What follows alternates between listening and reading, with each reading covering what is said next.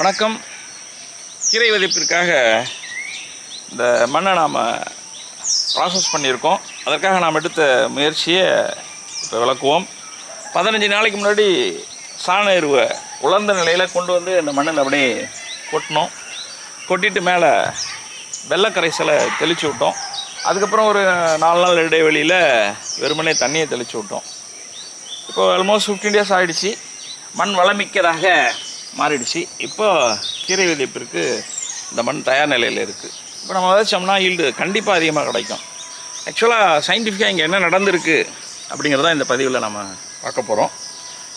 நம்ம சாண எருவை கொட்டினோம். அதில் மண்ணுக்கு தேவையான நுண்ணூட்ட சத்துக்கள் கண்டிப்பாக இருந்தது.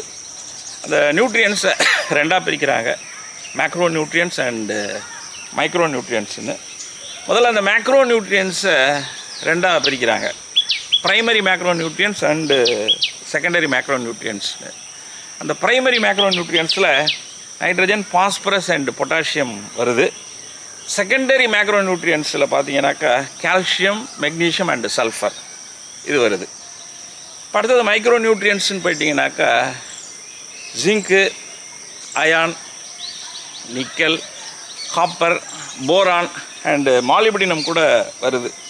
இப்போ இந்த மேக்ரோ அண்ட் மைக்ரோ நியூட்ரியன்ஸ் சாண எருவில் இல்லையா அப்படின்னா இருக்குது. ஆனால் கார்பனோட காம்ப்ளெக்ஸ் ஃபார்மில் இருக்குது. அப்படி கார்பனோட காம்ப்ளெக்ஸ் ஃபார்மில் இருக்கிற அந்த நியூட்ரியன்ஸை தாவரங்களால் நேரடியாக எடுத்துக்க முடியாது. என்னதான் நீங்கள் ஆர்கானிக் ஃபார்மிங் பண்ணிங்கனாலும் அது இன்ஆர்கானிக் ஃபார்மில் தான் தாவரங்கள் எடுத்துக்கும். அப்போ என்ன நடக்கணும் அப்படின்னா மினரலைசேஷன் நடக்கணும், கனிமமாக மாற்றணும். அப்போ இந்த சாண எருவில் உள்ள அந்த நியூட்ரியன்ஸ் என்ன ஃபார்மில் இருக்குன்னா கார்பனோட சேர்ந்த காம்ப்ளெக்ஸ் ஃபார்மில் இருக்குது. அதை சிதைச்சி இன்ஆர்கானிக் அயான்ஸாக மாற்றக்கூடிய வேலைகளை மைக்ரோப்ஸ் செய்யுது. மைக்ரோப்ஸ்னால் நமக்கு தெரிஞ்சது தான் பாக்டீரியா அண்டு ஃபங்கை. இப்போ இந்த பாக்டீரியா அண்டு ஃபங்கை இந்த சாண எருவில் ஏற்கனவே இருந்தது, ஆனால் உயிர்ப்பாக இல்லை. அதை உயிர்ப்பாக மாற்றுற வேலையை தான் நாம் 15 நாளாக செய்திருக்கோம். வெள்ளைக்கரைசலை தெளித்தோம், அப்புறம் 4 நாள் இடைவெளி கழித்து தண்ணி தெளித்தோம். இப்போ அந்த மைக்ரோப்ஸ் அதிகமாக குரோ ஆகி அந்த மினரலைசேஷனை நமக்கு நடத்தி கொடுத்தது.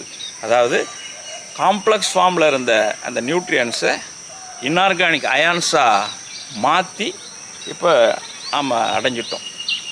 இதை தாவரங்கள் ஈஸியாக எடுத்துக்கும். இப்போ நைட்ரஜன் வேணும்னா நைட்ரேட் அயானாக இதில் இருக்கும், பாஸ்பரஸ் வேணுமானா பாஸ்பேட் அயானாக இருக்கும். என்னதான் நீங்கள் ஆர்கானிக் ஃபார்மிங் பண்ணாலும் தாவரங்கள் எடுத்துக்கிறது இன்ஆர்கானிக் அயான்ஸை தான். அந்த ஆர்கானிக் டு இன்ஆர்கானிக் அயான்ஸ் கன்வர்ஷனை பண்ணுற மைக்ரோப்ஸை நம்ம 15 நாளாக மெனக்கெட்டு க்ரோ பண்ணோம். இப்போ மண் வந்து வளமிக்கதாக மாறிடுச்சு. இப்போ நாம் பயிர் செஞ்சோம்னா நல்ல விளைச்சலை பார்க்கலாம். எதுக்காக இந்த பதிவை போடுறேன் அப்படின்னா, மாடித்தோட்டங்கிற பேரில் சாண எரு கொடுக்குறாங்க அக்கம் பக்கத்தில், அப்படியே வாங்கி போட்டு மேலே தண்ணியை தெளித்து விதையை போடுறீங்க, அது நல்ல பலனை கொடுக்கல. அப்போ ஒரு அவேர்னஸ் வேணும். இப்படி மினரலைசேஷன் நடத்தி நாம் பயிர் பண்ணோம், விதையை விதைச்சோம் அப்படின்னா நிறைய ஈல்டு பார்க்கலாம் அப்படிங்கிறத உணர்த்துறதுக்கு தான் இந்த பதிவு. நன்றி.